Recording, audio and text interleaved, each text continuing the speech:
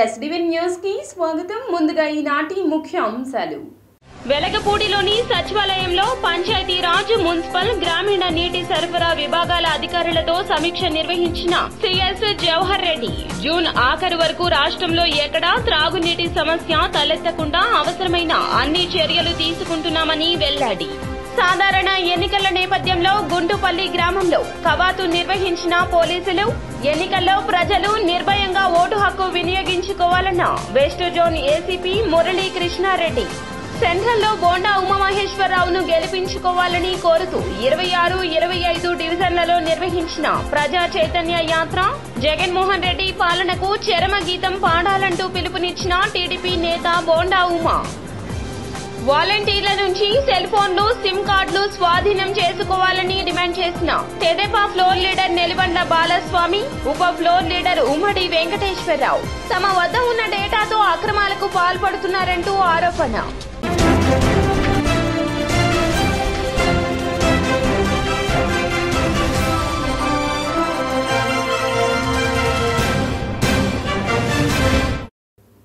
ఇక డీటెయిల్స్ చూస్తే, వెలగపూడి సచివాలయంలో పంచాయతీరాజ్, మున్సిపల్, గ్రామీణ నీటి సరఫరా విభాగాల అధికారులతో సిఎస్ సమీక్ష సమావేశం నిర్వహించారు. వెలగపూడిలోని సచివాలయంలో పంచాయతీరాజ్, మున్సిపల్, గ్రామీణ నీటి సరఫరా విభాగాల అధికారులతో సిఎస్ సమీక్షించారు. ఈ సందర్భంగా ఆయన మాట్లాడుతూ, నిర్మాణాలు చివరి దశకు వచ్చిన మంచినీటి పథకాలు అన్నింటినీ యుద్ధ ప్రాతిపదికన పూర్తి చేసి అందుబాటులోకి తీసుకురావాలని, సమ్మర్ స్టోరేజ్ ట్యాంకులన్నింటినీ కూడా పూర్తి స్థాయిలో నీటితో నింపాలని సూచించారు. బోర్వెల్స్, ఇతర తాగునీటి వనరులకు సంబంధించి స్టోరేజ్లకు మరమ్మతులు చేపట్టాలని, శివారు కాలనీలకు, ఆవాసాలకు ట్యాంకర్ల ద్వారా నీటిని సరఫరా చేయాలంటూ ఆదేశించడం జరిగింది. సాధారణ ఎన్నికల నేపథ్యంలో మండలంలోని గుంటుపల్లి గ్రామంలో పోలీసులు కవాతు నిర్వహించారు. West zone ACP Murali Krishnareddy అధ్యక్షతన 100 మంది సివిల్, ఏఆర్, పారామిలిటరీ బలగాలతో గుంటుపల్లి సెంటర్ నుంచి కాజీపేట మీదుగా ఎంపీపీ పాఠశాల వరకు ఫ్లాగ్ మార్చ్ జరిపారు. West zone ACP Murali Krishnareddy మాట్లాడుతూ, ఎన్నికల్లో ప్రజలు నిర్భయంగా ఓటు హక్కు వినియోగించుకోవాలన్నారు. ఓటర్లు ఎటువంటి అపోహలకు గురి కావద్దన్నారు. సీఐ ఎం సత్యనారాయణ ఈ కార్యక్రమంలో పాల్గొన్నారు.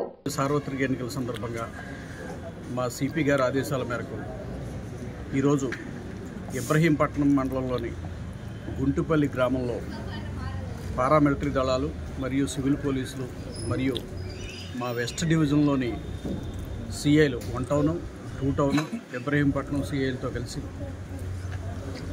కవాతు నిర్వహించడం జరిగింది. మెయిన్ దీని ముఖ్య ఉద్దేశం ఏంటంటే, గ్రామంలో ప్రజలందరికీ కూడా మేమున్నాము అనే భరోసా కల్పించడం, తర్వాత ఫ్రీ అండ్ ఫెయిర్గా ఎన్నికలు నిర్వహించేందుకు గాను ఫోర్సెస్ అన్నీ కూడా అవైలబుల్గా ఉన్నాయి, రెడీగా ఉన్నాయి. ఎవరికి ఏ ఎలక్షన్స్ ప్రశాంతంగా జరిగేటందుకు గాను ఏ అవసరమైనా సరే దళాలన్నీ రెడీగా ఉన్నాయని చెప్పడమే, భరోసా కలిగించడమే మా ఉద్దేశం. కాబట్టి ప్రజలందరూ కూడా ఎన్నికలు ప్రశాంతంగా జరిగేటందుకు గాను సహకరించవలసిందిగా కోరుతున్నాం. Thank you sir. గుంటుపల్లి గ్రామం సంబంధించి సెన్సిటివ్ ప్రాంతం సార్. గతంలో పంచాయతీ ఎన్నికల్లోనే పెద్ద ఎత్తున గొడవలు జరిగాయి. ప్రధాన పార్టీలుగా ఉన్న వైసీపీ, టీడీపీ మీద వాళ్ళిద్దరు రెండు పార్టీలు కూడా గొడవలు జరిగినాయి. ఇప్పుడు సార్వత్రిక ఎన్నికల నేపథ్యంలో ఎలాంటి భద్రతా చర్యలు తీసుకుంటున్నారు? ఏమన్నా ప్రత్యేకంగా ఏమన్నా భద్రతా చర్యలు తీసుకునే అవకాశం ఉంది? దీనికి క్రిటికల్ విలేజ్గా గుర్తించడం జరిగింది. అందుకనే ఈరోజు సమస్యాత్మక ప్రాంతం కాబట్టే ఈరోజు ముందుగానే ఈ విలేజ్లో కవాతు నిర్వహించడం జరిగింది.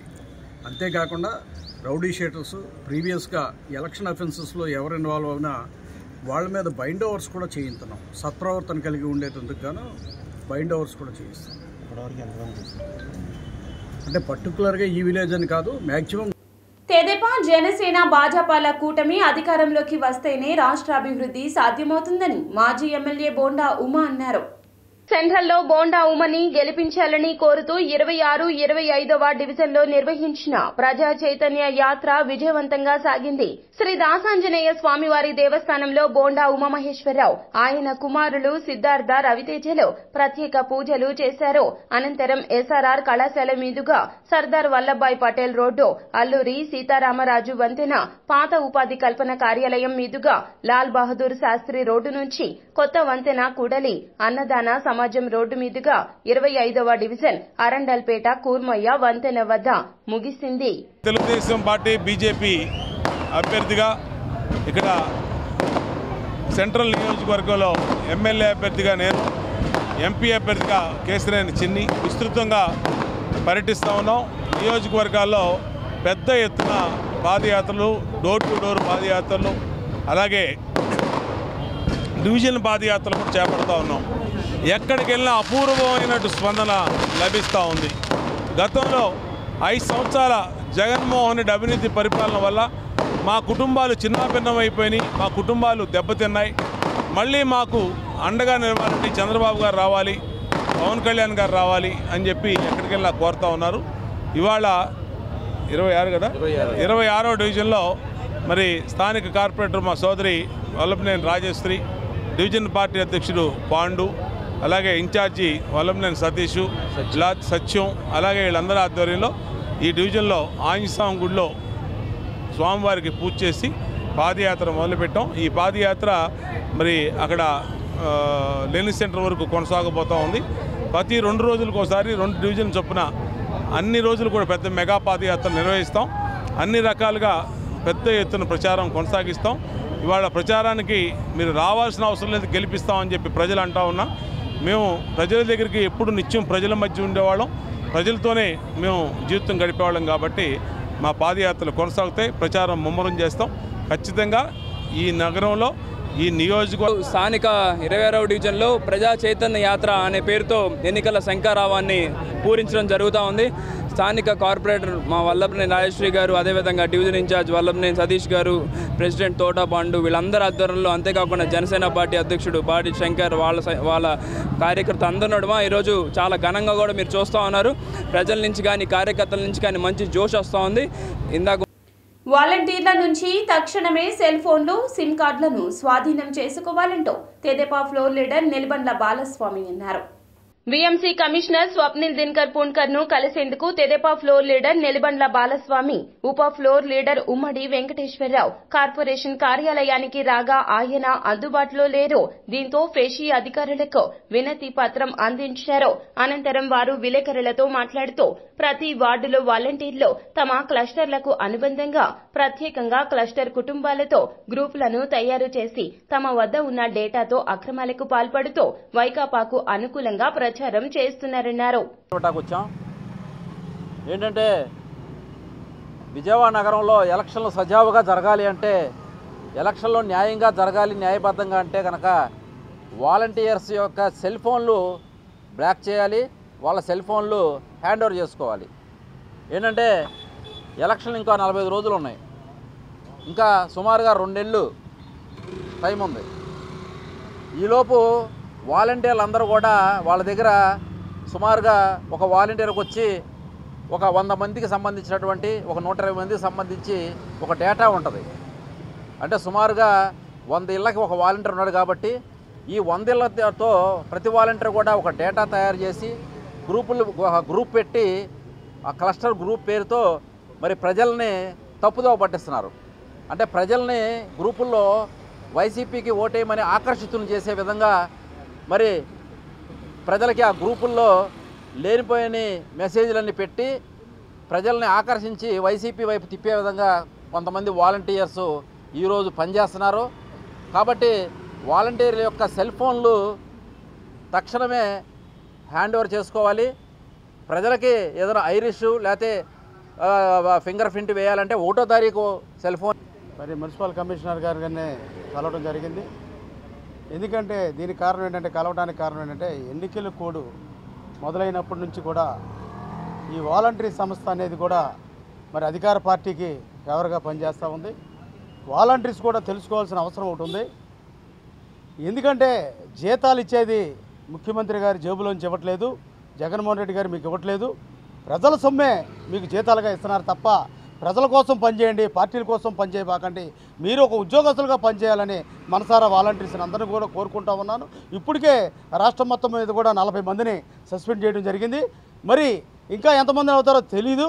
ఎందుకంటే ఇప్పుడైనా సరే వాలంటరీ సంస్థ మాత్రం మరి ప్రజల కోసం లాగా ఉపయోగపడాలి తప్ప మరి పార్టీలకు ఉపయోగపడకూడదని ఈ సందర్భంగా తెలియజేస్తున్నాం. ఇవాళ అదేవిధంగా కూడా ఫోన్ తీసుకోవాలా, దాంట్లో డేటా తీసుకోవాలా, చాలా అర్జెంటు.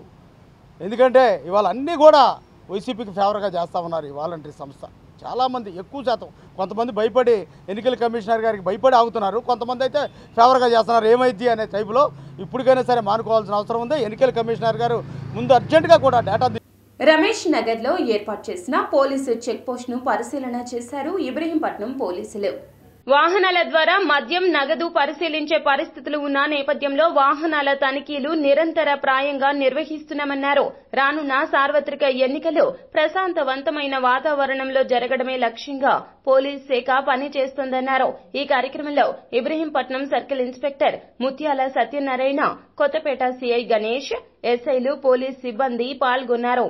సందర్భంగా మా సిపి గారి ఆదేశాల మేరకు వెస్ట్ డివిజన్ పరిధిలో ఇక్కడ ప్రజెంట్ గుంటుపల్లి సిఏ కన్వెన్షన్ సెంటర్లోను, అదే రకంగా ప్రకాశం బ్యారేజ్ దగ్గర చెక్ పోస్టులు అరేంజ్ చేయడం జరిగింది.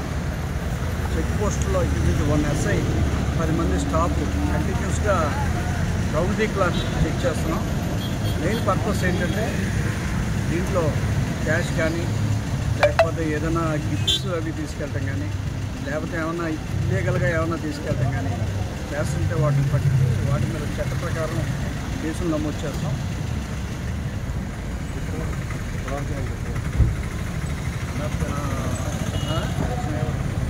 ఇది ఎలక్షన్ అయ్యే వరకు కంటిన్యూగా ఈ చెక్ పోస్టులు జరుగుతూ ఉంటాయి. ఇప్పటివరకున మార్నింగ్ ఈ ప్రకాశం బ్యారేజ్ చెక్ పోస్ట్లో 1 లక్ష రూపాయలు సీజ్ చేయడం జరిగింది. వాటిని ఆర్ఓ గారికి హ్యాండ్ ఓవర్ చేసి చట్ట ప్రకారం వాళ్ళ ప్రూఫ్స్ అవి ఏమన్నా చూపించినట్టయితే చట్ట. భానునగర్ జంక్షన్ వద్ద సుమారు 12 లక్షల రూపాయల నగదును ఎన్నికల అధికారులు స్వాధీనం చేసుకోవడం జరిగింది.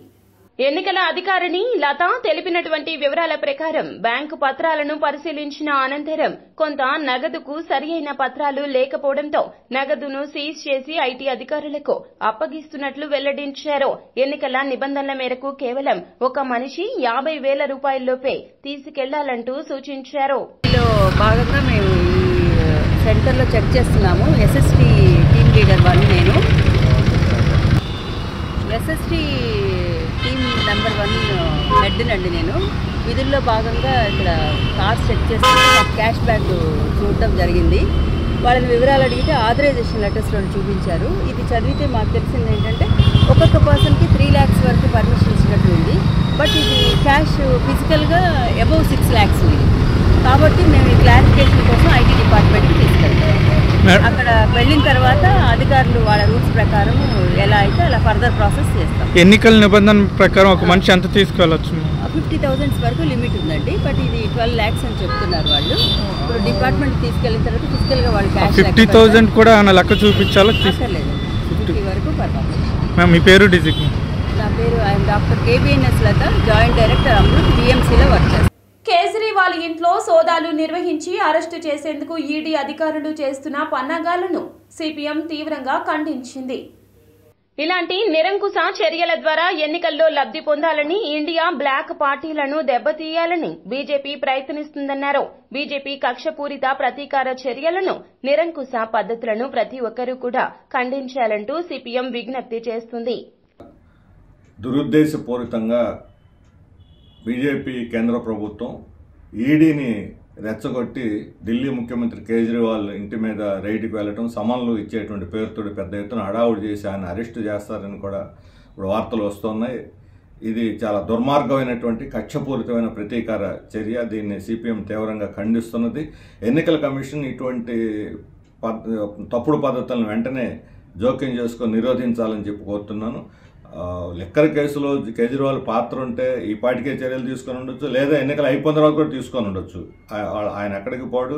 ఆయన ముఖ్యమంత్రి. కానీ ఇప్పుడు ఎన్నికల ముందు దీన్ని చేయటంలో ఢిల్లీలో బీజేపీ తన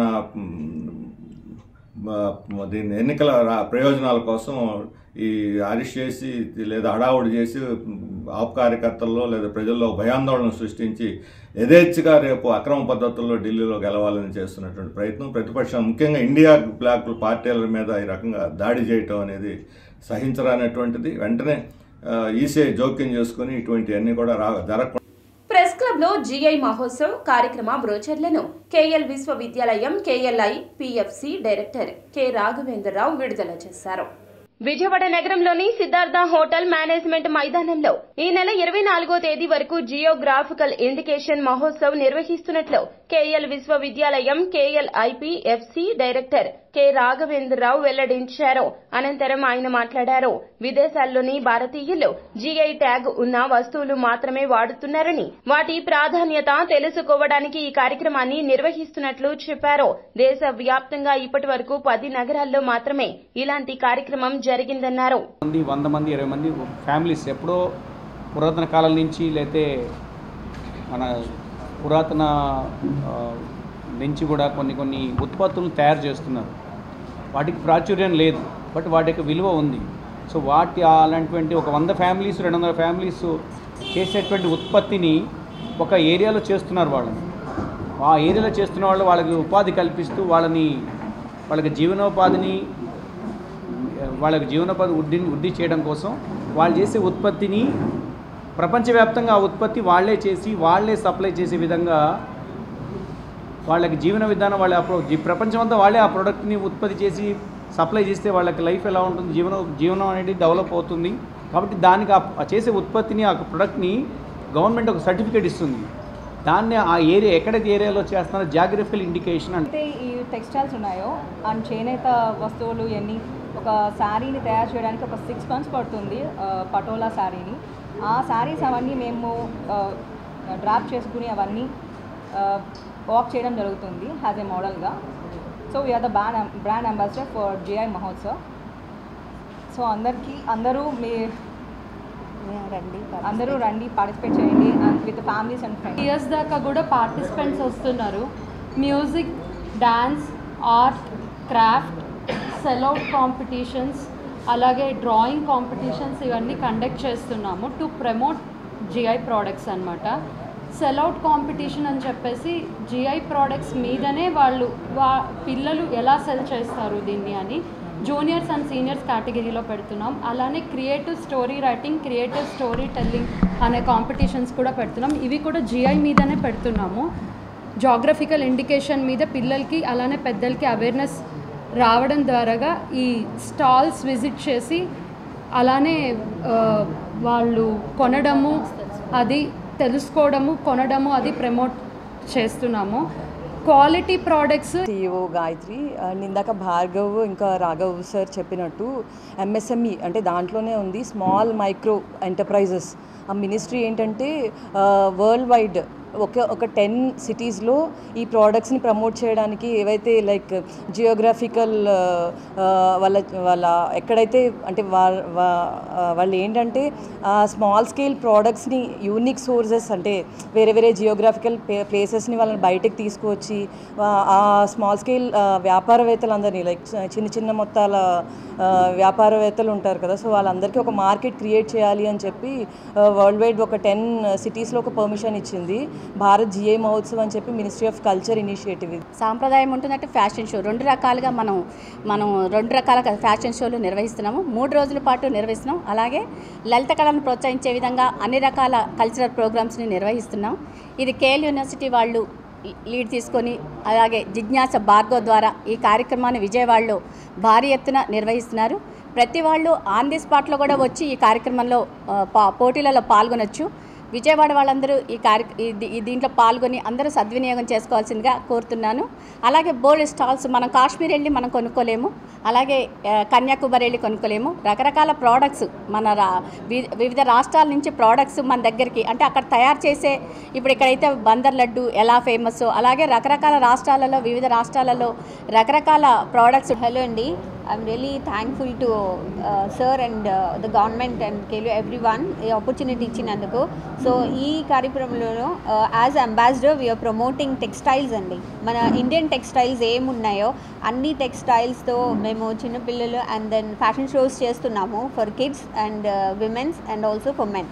so kids mister and misses fashion shows ఉంటాయి. So we request every one to participate and promote and give awareness on the sustainable fashion అండి.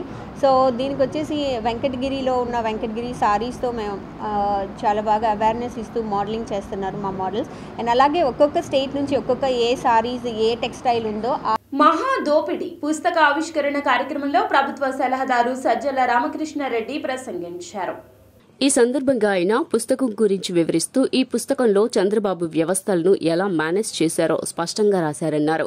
కేంద్ర రాష్ట్ర నిధులను ఎలా దోచేశారో క్లియర్గా చెప్పారన్నారు. రాజకీయం అంటే దోపిడీ అన్నట్లుగా చంద్రబాబు వ్యవహరించారని విమర్శించారు. చంద్రబాబు అధికారం కోసం పవన్ బీజేపీని వాడుకున్నారన్నారు. అధికారం చంద్రబాబు ఆఖరి ప్రయత్నం చేస్తున్నారన్నారు.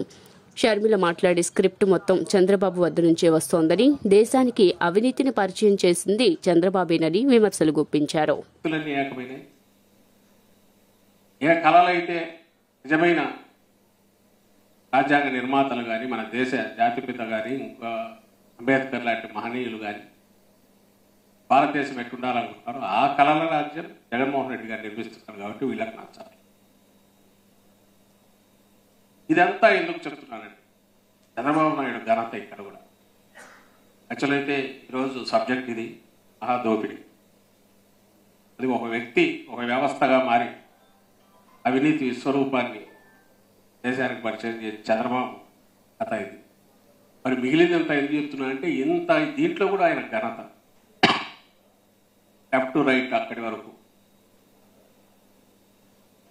మావోయిస్టులు ఎన్నికల రాజకీయం వాళ్ళకు ఇష్టం లేదు, దూరంగా ఉన్నందువల్ల కానీ బహుశా వాళ్ళు ఉంటే వాళ్ళను కూడా ఏదో ఒక రకంగా తన దీనికి తెచ్చుకునే ప్రయత్నం చంద్రబాబు నాయుడు గారు చేసేవాడు అనేది అందరికీ తెలుసు. అంతటి శక్తిమంతుడు ఆయన.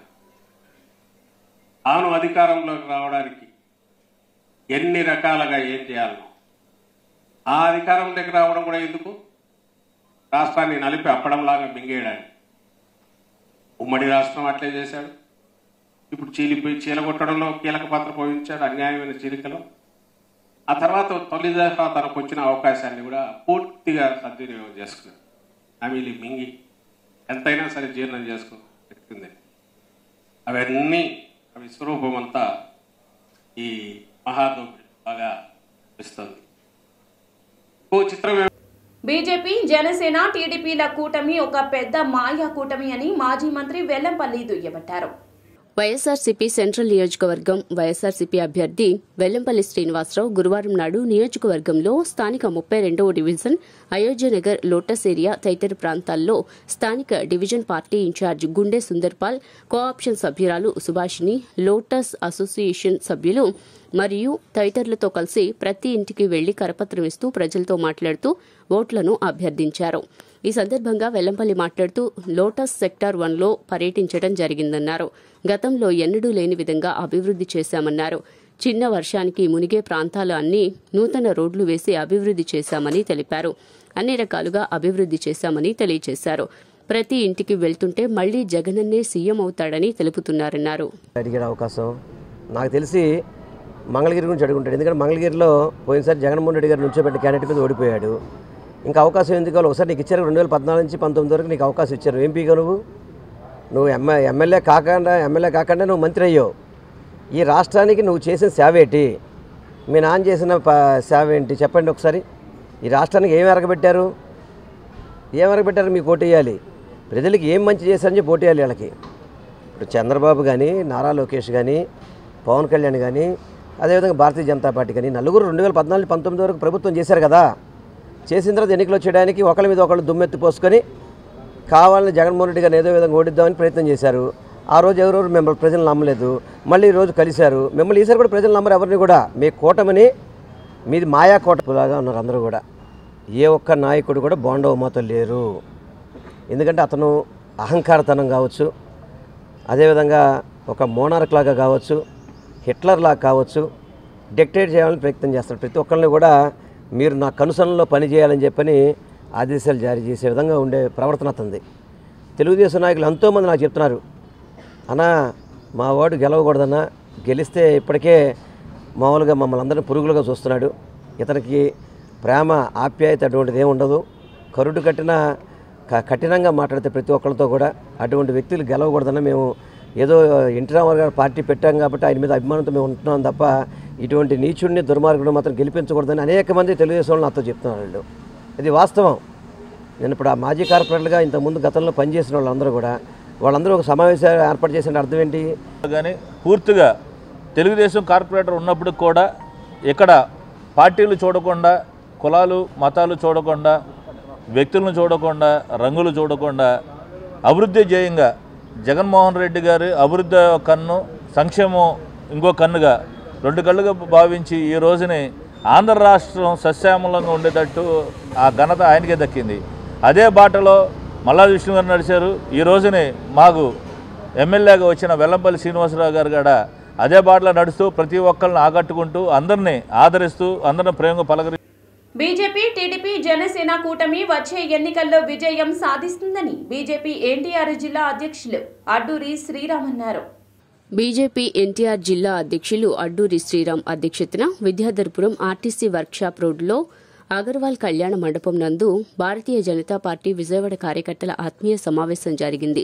ఈ కార్యక్రమంలో ముఖ్య అతిథిగా పాల్గొన్న భారతీయ జనతా పార్టీ రాష్ట్ర మైనారిటీ మోర్చా అధ్యక్షులు షేక్ బాజీ మాట్లాడుతూ దేశంలో మొత్తంలో జరుగుతున్న అభివృద్ధిలో భాగంగా ఆంధ్రప్రదేశ్లో కూడా అభివృద్ధి చేయాలనే తపనతోనే ప్రధానమంత్రి మిత్రపక్షాలతో పొత్తు పెట్టుకున్నారని వెల్లడించారు. కరోనా సమయంలో ఉచిత వ్యాక్సిన్ ఇచ్చారో, ఎవరైతే గత 7 సంవత్సరాలుగా ఉచిత రేషన్ ఇస్తున్నారో, ఇలా ఎన్నో కేంద్ర పథకాలు ఇస్తున్నా మోదీకి ఓట్లు వేయాలని తెలియజేశారు. అదేవిధంగా విజయవాడ పశ్చిమ నియోజకవర్గంలో తెలుగుదేశం, జనసేన నాయకుల కూటమితో తాము ముందుకు వెళ్తామని, ఈసారి విజయవాడ పశ్చిమ నియోజకవర్గంలో బీజేపీ అభ్యర్థిని గెలిపించాలని ఆయన వివరించారు. కార్యకర్తలు, అభిమానులు, వివిధ అనుబంధ సంఘాలన్నింటితో కూడా ఆత్మీయ సమావేశం ఏర్పాటు చేసుకోవడం, రేపు రాబోయే ఎన్నికల్ని ఏ విధంగా వ్యూహం రచించుకోవాలి, ఏ విధంగా ఈ యొక్క సీట్ను గెలిపించాలి, మనం గెలవాలనేటువంటి ఒక ఉద్దేశంతో ఈ యొక్క ఆత్మీయ సమావేశాన్ని ఏర్పాటు చేసుకోవడం జరిగింది. అందులో భాగంగా ఈరోజు మీ ముందుకి రావడం జరిగింది.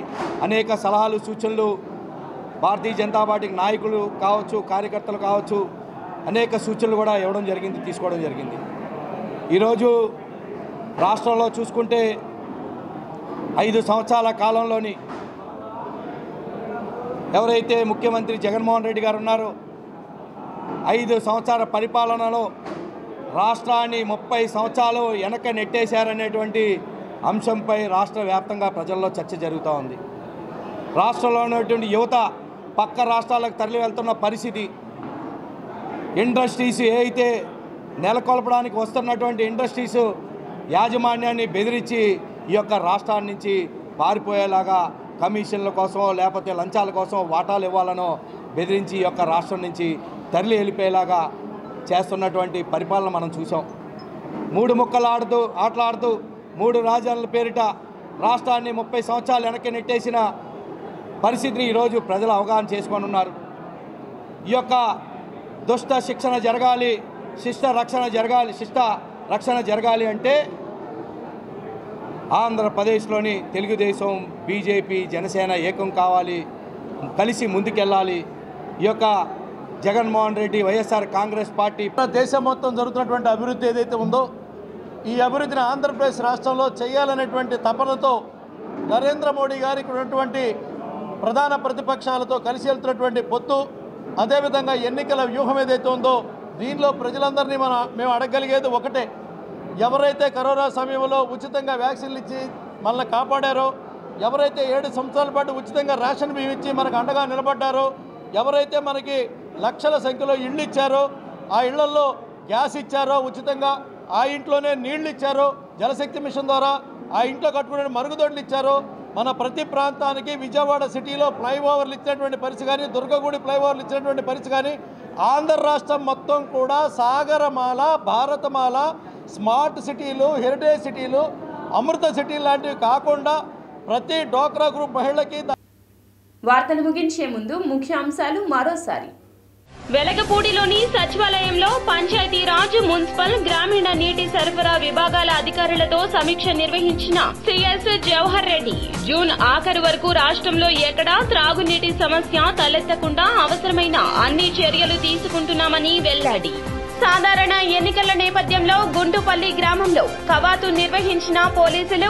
ఎన్నికల్లో ప్రజలు నిర్భయంగా ఓటు హక్కు వినియోగించుకోవాలన్న west zone ACP Murali Krishna Reddy.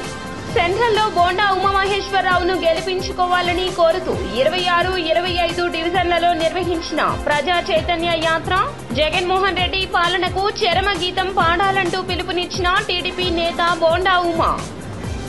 వాలంటీర్ల నుంచి సెల్ ఫోన్లు, సిమ్ కార్డులు స్వాధీనం చేసుకోవాలని డిమాండ్ చేసిన తెదేపా ఫ్లోర్ లీడర్ నెలివండ్ల బాలస్వామి, ఉప ఫ్లోర్ లీడర్ ఉమ్మడి వెంకటేశ్వరరావు తమ వద్ద ఉన్న డేటాతో అక్రమాలకు పాల్పడుతున్నారంటూ ఆరోపణ. ఎస్బీవీ న్యూస్ సమాప్తం. నమస్కారం.